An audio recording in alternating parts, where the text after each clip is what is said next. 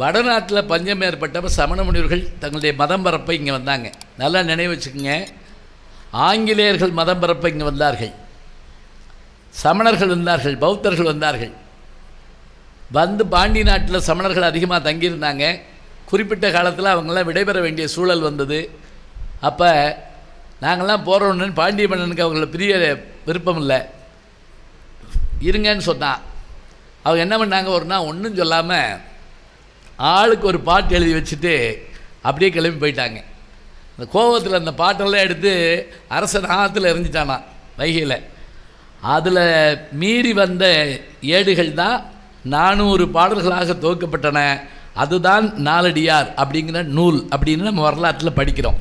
இந்த நாலடியாரை எங்கள் அப்பா சொல்லிக்கிட்டே இருப்பார், கட்டாயம் நீ படித்து வச்சுக்கோ, உன் வாழ்க்கையினுடைய சொத்து அப்படிம்பார். ஏன் தெரியுங்களா? இந்த பாட்டிலேருந்தே ஆரம்பிக்கிறேன். எது அழகுன்னு கேட்டால் அப்போ சொன்னார்ல, ஒரு பெண்ணுக்கு எத்தனை அழகு, கண் அழகு எல்லாம் சொன்னார்ல. ஆனால் நாலடியார் சமணமுனிவர்கள் என்ன சொல்கிறாங்க அப்படின்னா, குஞ்சி அழகும் கொடுந்தானை கோட்டழகும் மஞ்சள் அழகும் அழகல்ல, நெஞ்சத்து நல்லம் யாம் என்னும் நடுநிலைமையால் கல்வி அழகே அழகு. இதான் முடிஞ்சு போச்சு. கல்வி அழகே அழகு. இதில் முதல்ல சொன்ன வரையெல்லாம் ஒன்றும் புரியலையே, புரியாது. அப்போ தான் அது செய்யுள்னு தெரியும். ஒரு காலத்தில் செய்யுள்ள தான் பூரா எழுதணும். கல்வெட்டா செய்யுள் தான், கடிதமா செய்யுள் தான், காதலா செய்யுள் தான், எல்லாம் செய்யுள். உரைநடை வந்த பிறகு தான் நமக்கு புரிஞ்சது. கருகருன்னு இருக்க கூந்தல் அழகு இல்லையா, குஞ்சி அழகும் கொடுந்தானை கோட்டழகும் மஞ்சள் அழகும். இந்த பாட்டை நான் நடத்திக்கிட்டு இருக்கேன். வகுப்பில் ஒரு பொம்பளை பிள்ளை எந்திரிச்சு கேட்குது, என்ன தெரியுமா, மஞ்சள் அழகுன்னு சொல்கிறீங்களே, ஆம்பளை மஞ்சள் பூசுவானா? இந்த கேள்வி என்ன சொல்கிறீங்க? ஏன் மஞ்சள் அழகுன்னு சொன்னாங்க? எனக்கே அதிர்ச்சி ஆகி போச்சு. ஏன்னா இது நம்ம சிலபஸில் இல்லை. எப்போவுமே இப்போ ஞாபகம் வச்சுக்கோங்க, திடீர்னு ஒரு கேள்வி கேட்டாங்கன்னா திடுக்கிட்டுருவோம் நம்ம. அதுக்கு பல வாத்தியார்கள் பல வழிகள் வச்சுருப்பாங்க. தெரியாத கேள்வியை கேட்டால், ஓ நம்பர் என்ன எந்திரி அப்படிம்பாங்க. அவன் நான் இல்லை சார் இவன் தான் அப்படிப்பான். உட்காரு, பேசாமல் உட்காரு. இன்னும் சில வாத்தியாருக்கு சென்டிமெண்ட்டாக டச் பண்ணுவாங்க. நான் தானே உன்னை சேர்த்து விட்டேன், அந்த நன்றி கூட உனக்கு கிடையாதா? அவன் என்ன கேட்டுக்கிட்டான், ஒரு சந்தேகம் தான் கேட்டான். இன்னொரு வாத்தியார் இருந்தார். அவர் எப்படின்னா, அவருக்கு பதில் தெரியலன்னா தெரியலன்னு சொல்ல மாட்டார். அந்த கேள்வி கேட்டவனை பாராட்டி விட்டுருவார். அருமையான கேள்வி தம்பி, அற்புதமான கேள்வி. இந்த கேள்வியை நீ கேட்பேன்னு நான் நினச்சேனப்பா. குட் கொஸ்டின், உட்காரு. உட்காந்து அவன் கேட்பான். பக்கத்தால், ஏன்டா பதிலே சொல்லாட்டி போகிறான்டா, நல்ல மனுஷன். ஆனால் தினம் செய்ய முடியாது. இப்படியே குட் கொஸ்டின் சொன்னோம்னு வச்சுக்கோங்க, நமக்கு பேர் வச்சு விட்ருவாங்க. இந்த குட் கொஸ்டின் போது பாரு அப்படின்னு சொல்லி. மஞ்சள் அழகுங்கிற வார்த்தையை சொன்ன உடனே, மஞ்சள் ஆண்கள் பூசுவாங்களான்னு அந்த பொண்ணு கேட்ட உடனே திடுக்கிட்டு போனேன் நான். அப்புறம் தான் எங்கள் பேராசிரியர்கிட்ட போய் கேட்டேன். நல்லா ஞாபகம் வச்சுக்கோங்க, நானும் பேராசிரியர் தான். எனக்கு சந்தேகம் வந்தால், எனக்கு தெரியாத செய்தி உலகத்தில் இல்லை என்று நான் ஒருபோதும் நினைக்க மாட்டேன். நான் யார்கிட்டையாவது அதுக்கு அந்த பதிலை தேடி அலைவேன். தோ பரமசிவன் அவர்கள் கேள்விப்பட்டிருப்பீங்க. தோப்பா கேள்விப்பட்டிருக்கீங்கள? அவரை பற்றி ஒரு வார்த்தையில் சொல்கிறதா இருந்தால் எப்படி சொல்லலாம் தெரியுமா? 1986 98 வரைக்கும் தியாகராஜ காலேஜில் வேலை பார்த்தார் அவர். அவரோட நான் வேலை பார்த்தேன். நான் நேரடியாக ஸ்டூடெண்ட் இல்லை, வேலை தான் பார்த்தேன்.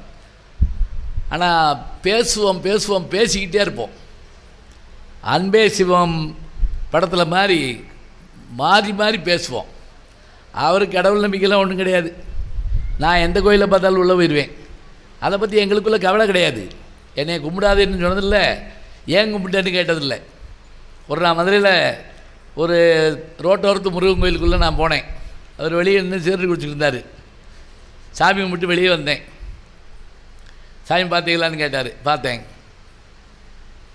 முருகன் தானே அப்படின்னாரு. ஆமாம். அது கீழே ஒரு கல்வெட்டு இருந்துச்சு, படித்தீங்களா அப்படின்னாரு. இல்லையே படிக்கலையேன்னு.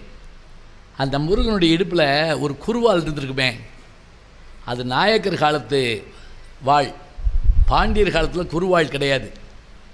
அதனால் இந்த முருகன் 14ஆம் நூற்றாண்டுக்கு பிறகு வந்திருக்கணும்.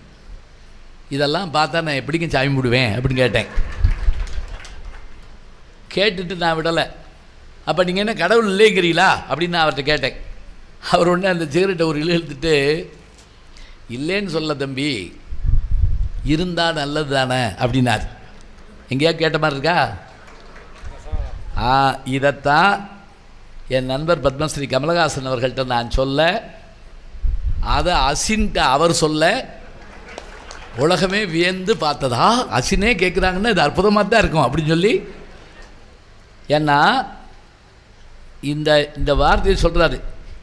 இந்த படம் பார்த்து வர்றப்போ ஒரு டிரைவர் என்கிட்ட கேட்டார், அவர் என்ன சார் சொல்கிறாரு கமல் சார், இருக்குங்கிறாரா இல்லைங்கிறாரா? இருந்தால் நல்லதானங்கிறாரு, இருக்குங்கிறாரா இல்லைங்கிறாரா? எனக்கே என்ன சொல்கிறேன்னு தெரில. அப்புறம் நான் சொன்னேன், ஒன்றுமில்ல, நீங்கள் என்கிட்ட ஒரு 100 ரூபா கேட்குறீங்கன்னு வைங்க, இருந்தால் தரமாட்டேனா அப்படின்னா என்ன அர்த்தம்? இல்லை என்ன அர்த்தம்? அது அவ்வளோதான். இப்போ பாருங்க, அந்த சொன்ன முறை இருக்குல்ல, தான் அவர் பரமசிவன். அவர்கிட்ட போய் நான் கேட்டேன், இந்த மஞ்சள் அழகும் அழகல்லன்னு போட்டிருக்கே சரியா, அது என்ன அர்த்தம்? அப்போ அவர் சொன்னார், சமணத்தில் பௌத்த துறவிகளும் இருந்தார்கள். ஞாபகம் வச்சுக்கோங்க, சமணத்தில் சமணத் துறவிகளும் இருந்தார்கள், பௌத்தத்தில் பௌத்த துறவிகளும் இருந்தார்கள், பிக்கினிமார்கள் அவர்களுக்கு பேர். சமணத்திலும் பெண்கள் இருந்தார்கள், பௌத்தத்திலும் இருந்தார்கள். அதனால் அவர்கள் என்ன நினைத்தார்கள், மஞ்சள் பூசுவது அழகல்ல, சுருண்ட கூந்தல் அழகல்ல, கண் அழகல்ல, கல்வி அழகை அழகு என்பதை ஆணுக்கும் பெண்ணுக்குமாக பொதுவாக சொல்வதற்கு வைத்திருக்கிறார்கள். போன வாரம் இந்நேரம் நான் காசியில் இருக்கேன், காசி போயிருந்தேன். அங்கே போய் எல்லா இடமும் பார்த்துட்டு சாரநாத்துக்கு போயிட்டு வந்தேன். சாரநாத் எதுன்னு கேட்டிங்கன்னா, அங்கே தான் அசோகருடைய இந்த சின்னம் இருக்குது, 4 சிங்கம் இருக்கு இல்லையா, இந்திய அரசாங்கத்தினுடைய சின்னம் அங்கே இருக்குது, இந்த சூபி இருக்குது, சாரநாத்னு பேர். அங்கே இருக்கக்கூடிய அந்த சூபியினுடைய சிறப்பு என்ன தெரியுங்களா? நான் போயிருந்தப்போ சீனாவிலேருந்து, ஜப்பான்லேருந்து, இந்தோனேஷியாவிலேருந்து, தாய்லாந்துலேருந்து ஆயிரக்கணக்கான மக்கள் வந்துங்க அந்த புல்தரில் உட்கார்ந்து இப்படி பார்த்து தவம் பண்ணுறாங்க. ஏன்னு கேட்டால், புத்தர் ஞானம் பெற்ற பிறகு முதலில் சொற்பொழிவாற்றிய இடம் அந்த சாரநாத் தானா. ஞாபகம் வச்சுக்கோங்க. இதை எதுக்கு சொல்கிறேன் தெரியுங்களா? ஒரு சொற்பொழிவாளனாகிய நான் அந்த இடத்த போன உடனே தொட்டு கும்பிட்டேன். ஞானம் பெறுவது சாதாரணம் அல்ல. எல்லாம் வந்துருமா சொல்லுங்க பார்ப்போம். அரிது அரிது மானிடராய் பிறத்தல் அரிது. யார் சொல்கிறா? ஔவையார். எல்லாம் சொல்லிட்டு அந்த அம்மா ஒன்று சொல்லிச்சு கடைசியாக, ஞானமும் கல்வியும் நயத்தல் அரிது. இவ்வளோ பேர் உட்காந்துருக்கீங்கள, ஏன் புத்தகத்திலால பேசுகிறதுல சிறப்பு தெரியுங்களா? நீங்கள் அத்தனை பேரும் புத்தகத்தை படித்தவர்கள், படிக்க விருப்பமுள்ளவர்கள், கேட்க விருப்பமுள்ளவர்கள். இங்கே பேச வாய்ப்பு கிடைக்கணுங்க. கல்யாண வீடுகளில் பேச கூப்பிடுவாங்க, அது ஒரு தற்கொலை முயற்சி. யார் பேச்சு யாரும் கேட்க மாட்டாங்க, அதில் நாங்கள் பேசணும். திருச்சிக்கு ஒரு முறை போயிருந்தேன், 3000 பேர் வந்திருந்தாங்க. நான் தான் பேச்சாளை, 3000 பேர் பேசிக்கிட்டு இருந்தாங்க, நான் உட்காந்துருந்தேன். அதனால் இனிமேல் கல்யாண வீட்டுக்கு போகக்கூடாதுன்னு நினைக்கிறப்ப இன்னொரு வீட்டில் கூப்பிட வந்துட்டாங்க. நான் சொன்னேன் அங்கே யாரும் கேட்க மாட்டாங்கன்னு. அவன் கேட்க மாட்டேன்ட்டான். வாங்கன்னு கூப்பிட்டு போய் அதே தான் நடந்தது. பொண்ணு மாப்பிள்ளை தாலி கட்டியாச்சு. இங்கேயாவது போடியம் இருக்குது, ஹேண்ட் மைக்கை கையில் கொடுத்து பெரியோர்களே தாய்மார்களே 2 வார்த்தை தாங்க சொன்னேன். 300 பேர் மேடைக்கு ஓடி வந்து பொண்ணு மாப்பிள்ளைக்கு பரிசு கொடுக்குறோம்னு என்னை தள்ளிக்கிட்டே போகிறாங்க. ஓரமான இல்லை, இங்கிட்டு போ அங்கிட்டு போ. நானும் விடலை. தமிழ் படித்தவன் பாருங்க, அங்கே 10 பாட்டு, இங்கே 8 தொகை, இங்கே குறுந்தொகை. ஏன்னா பெருந்தொகை வாங்கிட்டேன் பேசுகிறதுக்காக. அந்த கூட்டத்தில் ஒரு கிளவி வந்து என்னை கூப்பிட்டு அந்த ரூம்குள்ளே போய் பேசியா ஒருத்தருமே இல்லை அப்படின்னு. அது எவ்வளவு நல்ல கிளவி பார்த்தீங்களா? தனியாக பேசுகிறவன் இங்கே பேசுனேன்னா அங்கே பேசுனேன்ன, ஏன் அதுக்கு நான் எங்கள் வீட்டில் உட்காந்து பேச மாட்டேன்? என்ன சொல்கிறேன், ஞானத்தை பெறுவது என்பது சாதாரணமல்ல. இதுக்காக நம்ம காட்டுக்கெல்லாம் போக வேண்டாங்க, ரசிக்க தெரிஞ்சாலே சிறப்பு. சில பேர்கிட்ட ஒரு நகைச்சுவை சொல்கிறோம்னு வச்சுக்கங்களேன், அப்புறம் அப்படிப்பாங்க, நமக்கு உயிரே போயிடும். அப்புறம்னா என்ன அர்த்தம்? நான் என்ன அலாவுதீன் அற்புத விளக்க கதையாக சொல்கிறேன், இது ஜோக்கியான்னு. ஐயோ முதலே சொல்ல வேண்டியது தம்பி, இன்னும் அதிர வைப்பாங்க. அப்போ ஒன்றை அறிந்து கொள்வதற்கான தன்மையை நாம் வளர்த்து கொள்கின்ற இடம் எது? புத்தகங்கள் இருக்கின்ற இடம்தான் அதை நமக்கு காட்டுகின்றன. ஞாபகம் வச்சுக்கோங்க. ஒரு புத்தகத்தை படிக்கிறப்பயே அதுக்குள்ளே இருக்கக்கூடிய செய்தி நம்ம கடவுக்குள்ளே வரணுங்க. சரி, இன்னொன்று சொல்கிறேன். வகுப்பில் பாடம் எடுக்கிறப்ப சொன்னேன்ல, அந்த மஞ்சள் அழகு கேட்ட மாதிரியே ஒரு பொண்ணு இன்னொரு கேள்வி கேட்டுச்சான்ட்ட. வகுப்பில் நுழையிறேன், செகண்ட் எம்ஏ கிளாஸு. அந்த பொண்ணு எந்திரிச்சு கேள்வி கேட்குது. யா ஒரு சந்தேகம் எனக்கு என்னன்னா, இன்னும் பாடமே ஆரம்பிக்கலையாம்மா, ஏன் சந்தேகம்? இல்லை, ஒரு சந்தேகம். என்ன, நம்மளும் காலில் தான் நடக்கிறோம், ஆடு மாடுகளும் காலில் தான் நடக்குது, அதுக்கு முத்தர ஏன் கால்நடைன்னு பேர் வச்சாங்க, நமக்கு ஏன் கால்நடைன்னு பேர் வைக்கலை? இடி விழுந்த மாதிரி இருக்குமா இல்லையா? எனக்கு இந்த கவுண்டமணி மாதிரி யார் அவனை இப்படிலாம் கேட்க சொல்கிறா?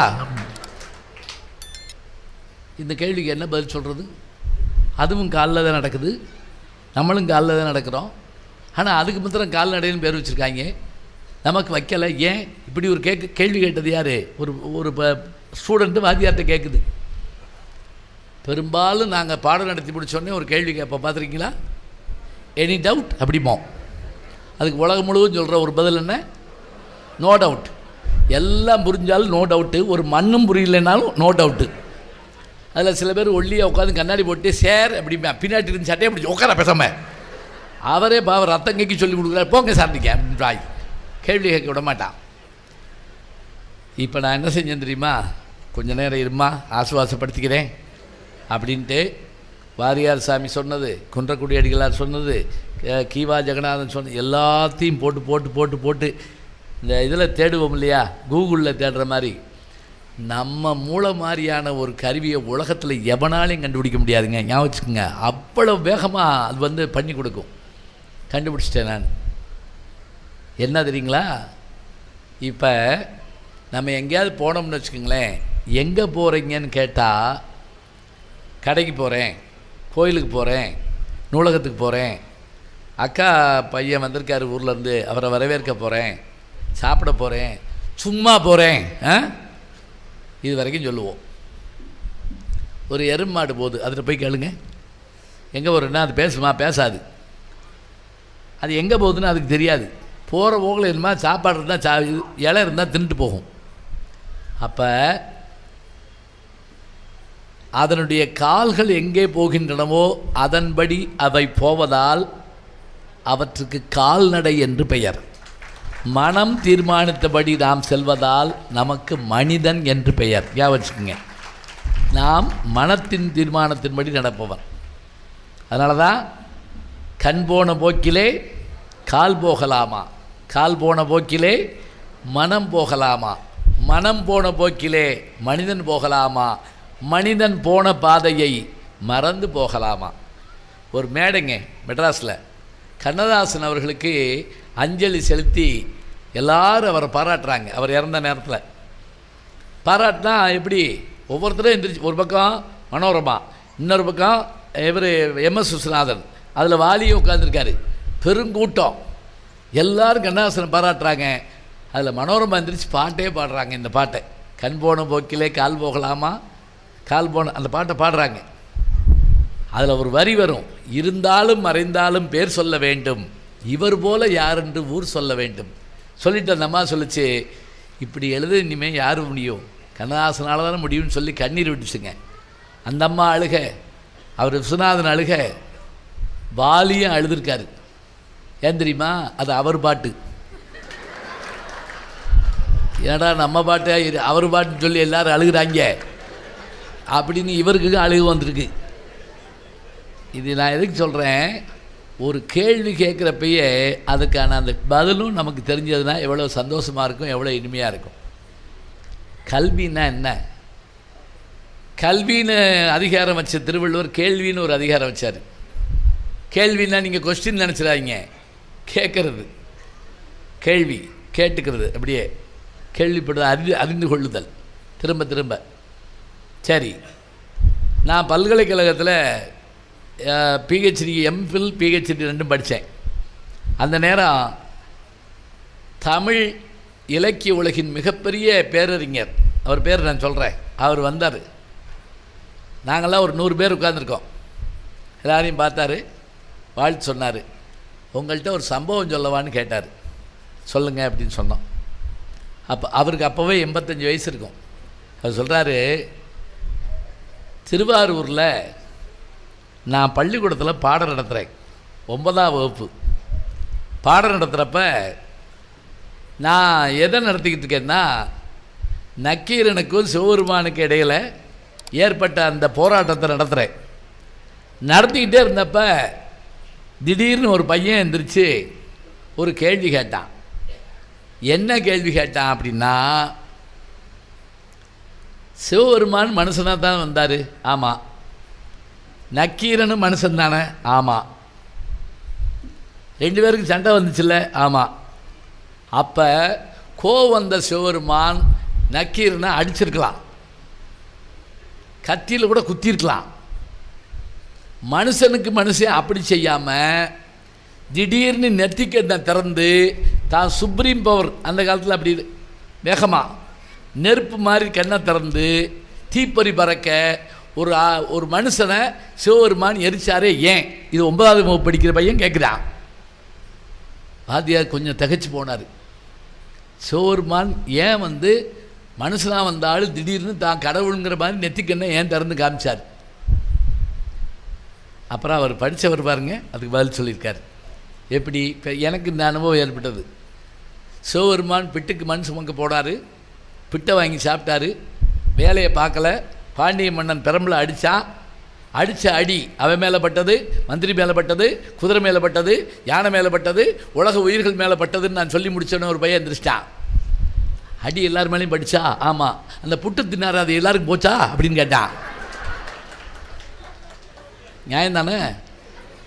முதல்ல அதை நான் சொல்லியிருக்கணும்ல, புட்டு எல்லாத்துக்கும் போச்சுன்னு. இப்போ இவர் கேள்வி கேட்குறாரு. அவன் அந்த பையன் கேட்டுட்டான், ஏன் சிவபெருமான் நெத்திக்கண்ணை திறந்து காமிச்சார்? இந்த கதை உங்களுக்கு தெரியும்னு நினைக்கிறேன். எப்படி? திருவிளையாடல் படத்தில் தர்மிங்கிற நாகேஷ் அவருக்கு சிவபெருமான் பாட்டு எழுதி கொடுப்பார். அவர் கல்யாணம் ஆகாத ஒரு பிரம்மச்சாரி, அவருக்கு 1000 பொற்காசு வேணும்.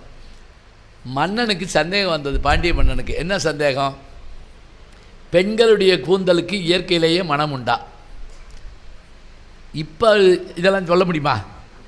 இப்போ முதல்ல கூந்தல் உண்டா, முதல்ல அது ஒரு நீளமான கூந்தல் உண்டா, குறைவான கூந்தல், அப்படி வேணால் பட்டிமன்றம் போட்டுக்கிட்டு இருக்கலாம். இன்னொன்று, பெரியார் ஒரே வார்த்தை சொன்னார், எல்லாத்தையும் பாய் கட் பண்ணிக்கோ, பண்ணிவிட்டு நீ பாட்டுக்கு சந்தோஷமாக திரி, அதை போட்டு இழுத்துக்கிட்டு இருக்காதுன்ட்டு போயிட்டார் அவர். கூந்தலுக்கு மனம் உண்டா? இந்த சந்தேகம் வந்துருச்சு. நீங்கள் கேட்கலாம், இப்படி இதுன்னு வேலையை தவங்களான்னு. இல்லை, அப்போல்லாம் டிவிலாம் கிடையாதுல்ல. மன்னன் கேள்வி கேட்குறான், பரிசு கொடுக்குறான். சரி இருக்கட்டும், 1000 பொற்காசு பரிசு.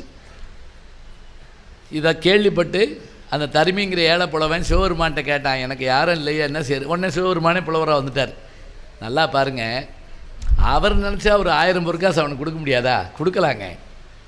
தமிழுக்கு ஒரு பாட்டு கிடைக்கணுமா இல்லையா? யோசிச்சு பாருங்கள், தமிழுக்கு ஒரு பாட்டு வேணும். உடனே அவர் என்ன பண்ணார், தானே ஒரு பாட்டு எழுதி அவன்கிட்ட கொடுத்து, இதை கொண்டு கொடு. அவர் நாயசூட கேட்பார், சரி பரிசு கிடைத்தால் நான் வாங்கி கொள்ளுகிறேன், வேறு ஏதாவது கிடைத்தால் என்னிடம் வா, நான் பார்த்து கொள்ளுகிறேன், எங்கெங்கே வீங்கியிருக்குண்ணா அப்படிம்பார். அதே மாதிரி கொண்டு போவார். பார்வேந்தே என்னை பார்வேந்தே, அதிலே சிலேடை இருக்கு பாருங்க. பார்வேந்தேன்னு நாட்டுக்கு அரசன், என்னை பார்வேந்தே சீமி அப்படின்னு அர்த்தம். பார்வேந்தே என்னை பாட்டுடன் வந்திருக்கும் தருமியை பார்வேந்தே சொல்லிவிட்டு பாட்டை வாசி. ஒன்னே, கொங்குதேர் வாழ்க்கை அஞ்சிரை தும்பி காமம் செப்பாது கண்டது மொழியுமோ பயில் இது களியை நட்பின் சரியை தறிவை கொந்தலின் அறிவும் உழவோ நீ எரியும் போய் சொல்லி முடிச்சோடனே அற்புதமான பாட்டு, அருமையான பாட்டு. 1000 பொற்காசுகளை கொடுங்கன்றாங்க. போடுங்கள் போடுங்கள், முதலில் பால்காரன் கடையை அடக்கணும் அப்படிம்பாப்புல.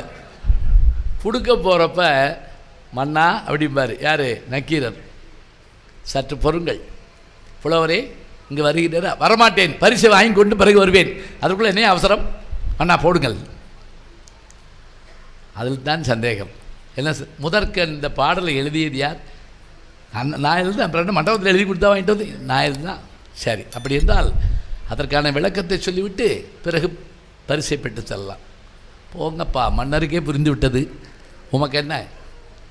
கடைசியில் உமது பாடலில் பிழை இருக்குதுன்றவர். இவர் மைண்ட் வாய்ஸ் சொல்லும், இதுக்கு தான் புதுசாக பாட்டு எழுதுறவன் நம்பி வரக்கூடாதுங்க, எனக்கு பரிசு வேண்டாம் ஒன்று கிளம்புவார்.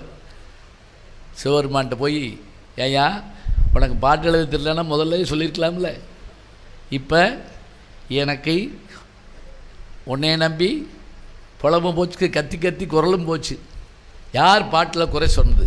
இவர் சொல்லுவார். அங்கே ஒருத்தன் சொன்னால் சிவபெருமான் போவாருங்க, யார்? சிவாஜி.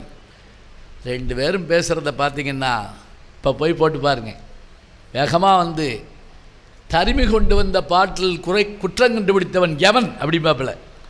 அவன் இவன் என்ற ஏகவசனம் வேண்டாம், முறையாக கேட்டால் சரியான பதில் வரும். சொல்லி முடித்த உடனே இவர் தான் சொல்லுவாங்க, யார் இந்த கிழவன்? முத்தமிழ் சங்கத்தின் தலைமை புலவன் நக்கீரன். ஓ கீரனா, முத்தமிழ் சங்கத்தின் தலைவன் என்பதால் அந்த தைரியத்தில் கூறினீரா சொல்லி கேட்பாப்புல. அவர் சொல்லுவார், அதெல்லாம் இருக்கட்டும், முதற்கண் பாடலை இயற்றியது யார்? யாம் இயற்றினோம். எழுதிய நீர் வராமல் மற்றவரிடம் கொடுத்து அனுப்ப காரணம் அது நடந்து முடிந்த கதை. உடனே சொல்லுவார் இவர், புலவருக்கு முதலில் பொய்யுரை தேவையில்லை, அதை தாம் புரிந்து கொள்ள வேண்டும். புரிந்தது புரியாதது, தெரிந்தது தெரியாதது, அறிந்தது அறியாதது அனைத்தும் அறிவோம், அதை பற்றி நீர் எனக்கு விளக்கம் சொல்ல தேவையில்லை. எல்லாம் அறிந்துவிட்டால் எழுதும் பாட்டில் பிழை இல்லை என்று அர்த்தமா? அதை நான் எடுத்து கூறக்கூடாது. கூறிப்பாரும். சரி, பாட்டினுடைய பொருள் என்ன? பாட்டினுடைய பொருள் இப்போ நான் இந்த பாட்டை முதல்ல நாகேஷ் வாசிக்கிறப்ப சோகமாக இருக்கும், இவர் வாசிக்கிறப்ப கம்பீரமாக இருக்கும். அது என்ன பொருள் தான்? ஒரு வண்டை பார்த்து ஒருத்தன் கேட்குறான், மலையில் வாழுகின்ற தோட்டங்களில் வாழுகின்ற உயர்ந்த சாதி வண்டே, நீ பார்த்த மலர்களுள் என் தலைவியின் கூந்தலுக்கு இணையான வாசனையுடைய மலர்களை பார்த்ததுண்டோ? இதுதான் கேள்வி. இதுதான் அந்த பாட்டு. அப்படி தான் அர்த்தம், இந்த வாசம் அதில் இல்லைன்னு அர்த்தம். இதைத்தான் நான் எழுதிக்கிறேன். அவர் சொல்கிறாரு, இதன் மூலம் நீங்கள் மன்னருக்கு சொல்லுவது பெண்களின் கூந்தலுக்கு இயற்கையிலேயே மனம் உண்டு. யார்? சிவபெருமான். இல்லை, வாசனை திரவியங்களை பூசிக்கொள்வதாலும் மற்றவற்றால் தான் பெண்களுக்கு கூந்தலில் மனம் உண்டு, செயற்கையால் தான் மனம் உண்டு. யார்? நக்கீரன். 2 பேருக்கும் போட்டி நடக்குதுங்க. இப்போ திடீர்னு என்னாச்சு தெரியுமா? உத்தம சாதி பெண்களுக்கு சிவபெருமான் கேட்குறார், இல்லை. சரஸ்வதிக்கு இல்லை, லட்சுமிக்கு இல்லை. இதோடு நின்றுருந்தால் பரவாயில்ல. நக்கீரர் ஒருபடி மேலே போயிட்டார் ஆர்வத்தில். நான் அன்றாடம் வழிபடுகிறேனே உமையவள், இமயவள், மீனாட்சி, பார்வதி, அவளுடைய கூந்தலிலும் மனம் இல்லைன்னாரு நக்கீரர். இப்போ தான் சிவபெருமானுக்கு சுருகுனுச்சு. ஏன் மனைவி கூந்தலில் மனம் இல்லைன்னு உனக்கு எப்படி தெரியும்? அதை சொல்கிறதுக்காகத்தான், டே வந்திருக்கிறதே அவள் ஹஸ்பண்ட் தாண்டா அப்படிங்கிறதுக்காகத்தான் தான் நெத்திக்கண்ணை திறந்து காட்டினாராம். யார்? சிவபெருமான். விசிட்டிங் கார்டு மாதிரி. அப்படி நெத்திக்கண்ணை திறந்தது காரணம் அவளை எரிக்கிறதுக்காக இல்லை. நீ சொன்னையே அந்த மீனாட்சி, பார்வதி, உமையவள், அவளுடைய வீட்டுக்காரன் நான் தான் காட்டுறதுக்கு தான் கண்ணை திறந்தார், மற்றபடி எரிப்பதற்காக இல்லை. இதோட கதை முடியலை. இந்த கேள்வியை கேட்ட 9ஆம் கிளாஸ் படித்த அந்த பையன் யார் தெரியுமா? தமிழகத்தின் முதல்வராக ஆட்சி செய்து எழுத்துலகில், பேச்சுலகில், திரையுலகில் சாதித்து காட்டிய டாக்டர் கலைஞர் அவர்கள். அவர்தான். அவர்கிட்ட அந்த பதில் சொன்ன வாத்தியார் பேர் தண்டபாணி தேசிகர். தேவாரத்துக்கு உரை எழுதியதோடு மட்டுமில்லை, மிகப்பெரிய வித்வான். அதனால தான் இவர் முதலமைச்சரானே அவரை கூப்பிட்டு அவருக்கு பொன்னாடை ஓத்தி அவருடைய திருவடிகளில் வந்து வழங்கினார். இதை ஏன் சொல்கிறேன் தெரியுங்களா? கல்வி என்பது என்ன என்று கேட்டால், மதிப்பெண்ணுக்காக படிப்பது கல்வி இல்லை, ப்ரமோஷனுக்காக படிப்பது கல்வி இல்லை, அல்லது நான் படித்தவன் என்று பேர் போட்டு நீளமாக பட்டங்களை போட்டுக்கொள்வதற்காக படிப்பது கல்வி இல்லை. கல்வியின் மூலமாக நாம் உயர்ந்து கொண்டே போக வேண்டும். ஏன் படிக்கணும்னு கேட்குறோம். ஏன் படிக்கணும்னா, ஒரு பார்வை இல்லாதவர் பஸ் ஸ்டாண்டில் நின்றுட்டு இருந்தார். அந்த பக்கமாக ஒரு பஸ் வந்துச்சு. உடனே அவர் கேட்டார் பக்கத்தாள்கிட்ட, ஐயா பஸ் வருது, அது எங்கே போகுதுன்னு தெரில, நம்பரும் தெரில, ஊரும் தெரில, அது எங்கே போகுதுன்னு பாருங்கள். இன்னொரு ஆள்கிட்ட இப்படி கேட்டுக்கிட்டே இருக்கார், பார்வை இல்லாதவர். இவர் மாதிரியே இன்னொரு ஆளை அந்த பக்கம் கேட்டுக்கிட்டு இருக்காரு, அந்த பஸ் எங்கே போகுது, இந்த பஸ் எங்கே போகுது, இந்த பஸ் எங்கே போகுது. இவருக்கு ஒரு சந்தோஷம், நம்மளை மாதிரி அவருக்கும் பார்வை இல்லை போட்டுருக்குன்னு பக்கத்தில் போய் அவர் கையை பிடிச்சி, என்னைய மாதிரி உங்களுக்கும் கண் தெரியாதான்னு கேட்டார். அவர் சொன்னார், எனக்கு கண்ணு தெரியுமியா, படிக்க தெரியாதியா அப்படின்னார். படிக்க தெரியாது என்றால் பார்வை இருந்தும் பயனில்லை என்பது தான் முக்கியம். கண்ணுடையோர் என்போர் கற்றோர், முகத்திரண்டு புண்ணுடையோர் கல்லாதவர். இந்த கண்ணுங்கிற விஷயம் இருக்குதே, இது படித்தாத்தான் பயனுடையதான். பட்டம் கல்விங்கிறது மட்டும் இல்லைங்க, எதை படித்தாலும் நமக்கு அதில் ஒரு இனிமை கிடைக்கணும். நான் சொல்கிறேன்ல, ஒரு நல்ல நகைச்சுவையை புரிந்து கொள்வதற்கு நமக்கு என்ன வேணும்? அறிவு வேணும், ஞானம் வேணும். ஞானமும் கல்வியும் நயத்தல் அரிதுங்கிற போது அதுக்கான முயற்சிகள் நாம் எடுத்துக்கிறணும். 2ஆம் கிளாஸில் ஒரு விஷயத்தை படிக்கிறோம், 8ஆம் கிளாஸில் படிக்கிறோம், 10ஆம் கிளாஸில் படிக்கிறோம், எம்ஏ படிக்கிறோம். அறிவு கூட கூட கூட அதனுடைய பொருள் தெரியுது. திருக்குறளை சொல்கிறோம் இல்லையா, திருக்குறளுடைய முழுமையை தெரிந்து கொள்ள வேண்டுமென்றால் நம்ம கல்வி அறிவை உயர்த்துக்கணுங்க. எப்படி? ஒரு உதாரணம் சொல்கிறேன் பாருங்க. ஒருத்தன் வயலில் வேலை பார்த்துட்டு இருந்தான். உருண்டையாக ஒரு கல் கிடச்சது, பார்க்குதான் பளபளப்பாக இருக்குது. அதை அப்படியே கொண்டு போய் ஒரு காய்கறி கடைக்காரருக்கு கொடுத்து, இது என்னன்னு பாரு. அவன் பார்த்தா, நல்லா இருக்கே, என்ன வேணும்? இல்லை, இதை வச்சுட்டு ஏதாவது கொடுக்குறியா? சரி, ஒரு மூடை கத்திரிக்காய் எடுத்துக்கோ. இல்லை, கொண்டா, ஒன்று வாங்கிட்டான். கொண்டு போய் பக்கத்தில் ஒரு அரிசி கடை இருந்துச்சு, அவர்கிட்ட காமிச்சான். அவர் பார்த்தாரு, எப்பா இது வயிறு மாதிரி இருக்கே, கொண்டா ஒரு மூடை அரிசி எடுத்துக்கோ. இல்லை, கொடு. அது கத்திரிக்காய், இது அரிசி. ஒரு நகைக்கடைக்கு போனான், அவர்கிட்ட காமிச்சான். அவர் எந்திரிச்சின்னு கும்பிட்டாரு, ஏய் வைரமப்பா, 1 கோடி ரூபா தர்றேன், கொண்டா. இவன் பார்த்தா, வேணாம், கொடு. நேர வைர கடைக்காரர்கிட்டே போயிட்டான். அவர் பார்த்தார், இதெல்லாம் வச்சு பார்த்தார். பார்த்துட்டு சொன்னார், இதுக்கு 5 கோடி தரலாம், அவ்வளோ பெரிய தகுதி உடையது, நான் 5 கோடி தர்றேன், கொடுக்குறியா? அவன் அசந்து போய் நின்ட்டான். ஒருத்தனுக்கு கத்திரிக்காய் மூட்டை, ஒருத்தனுக்கு அரிசி மூட்டை, ஒருத்தனுக்கு 1 கோடி. அதன் மதிப்பு தெரிஞ்சவனுக்கு அது 5 கோடி என்றால், திருக்குறளை சில பேர் கத்திரிக்காய் மூட்டையாக பார்க்குறாங்க, சில பேர் அரிசி மூட்டையாக பார்க்குறாங்க, சிலர் மட்டுமே அதை வைரமாக பார்க்கிறார்கள் என்றால் அந்த அளவுக்கு நம்ம சரியாகணுங்க. நாம் நம்மளை வளர்த்து கொண்டால்தான் படிக்க முடியும். இப்போ ஒரு உதாரணம் சொல்கிறேன். என்னை அறிமுகப்படுத்துகிறப்ப பேச்சாளர் அதெல்லாம் சொன்னாங்க. சுருக்கமாக சொல்கிறதா இருந்தால் நடிகர்னு சொன்னால் சரிங்கிறாங்க. இன்னும் சில பேர் ரஜினி முருகன் அப்பா தானே அப்படின்னு ஒன்றே சரின்றாங்க. நான் ஒரு கூட்டத்தில் பேசிட்டு இறங்குறப்போ ஒருத்தர் என் கையை பிடிச்சிக்கிட்டாரு, விடவே இல்லை. பரவாயில்லைங்க என்ன இருக்கட்டும், எனக்கு அப்படியே கண்ணு கலக்கிடுச்சு, என்ன ஒரு தமிழ் அபிமானம் அப்படின்னு நினச்சேன். அப்புறம் அவர் சொன்னார், இந்த கையில் தான் நயன்தாரா பிடிச்சி கூப்பிட்டு வந்தீங்க அப்படின்னு கேட்டார். இந்த பிகில் படத்தில் நயன்தாராவை கூட்டிகிட்டு வருவேன் இந்த கல்யாணத்துக்காக, இந்த கையை அப்படி ஞாபகிச்சிருக்காரு. நல்ல வேளை நீ இனிமேல் கையாக கழுவக்கூடாதுன்னு என்னை சொல்லாமல் போயிட்டார். இருக்கட்டும், பரவாயில்ல. சினிமா சொல்கிறோடனே நமக்கு ஒரு ஆச்சரியம் ஏற்படுது. இப்போ டிஎஸ்பின்னு ஒரு படம் வந்துச்சு, சுமாராக தான் ஓடிச்சு, அதை பற்றி ஒன்றும் இல்லை.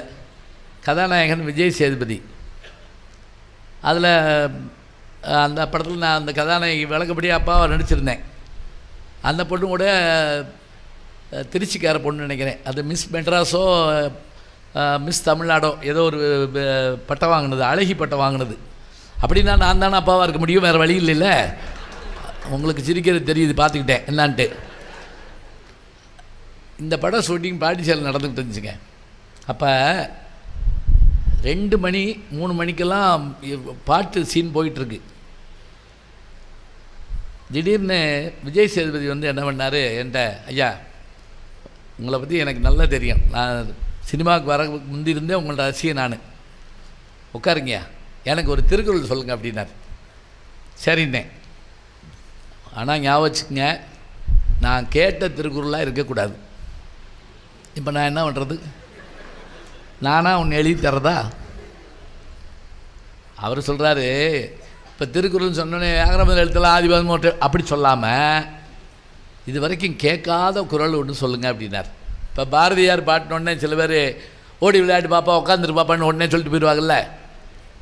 இளையராஜா சொல்லி காட்டுற வரைக்கும் நமக்கு அந்த பாட்டு தெரியுமாங்க. எது? நிற்பதுவே நடப்பதுவே பறப்பதுவே. அந்த பாட்டு பாரதியார் பாட்டுன்னு எத்தனை பேருக்குங்க தெரியும்? யோசிச்சு பாருங்க. காக்கை சிறைகளில் நந்தலாலா உந்தன் கரிய நிறம் தோன்றுதையா நந்தலாலா, பாரதி பாட்டுன்னு எத்தனை பேருக்கு தெரியும்? அப்போ அவர் கேட்குறது என்ன, நான் அறியாத திருக்குறளை சொல்லுங்கள். சரின்னு நான் சொல்ல ஆரம்பித்தேன். ஆச்சரியம் என்னன்னு கேட்டிங்கன்னா, சினிமா துறையில் வேலை பார்த்துட்டு இருந்த பல பேர் வந்து உட்காந்துட்டாங்க. அந்த டைரக்டர் வேகமாக ஓடியா இருந்தார் பொன்ராமு, ஒன்று நடிக்க வாங்க, இல்லாட்டி என்னையும் சேர்த்துக்குங்க இங்கே.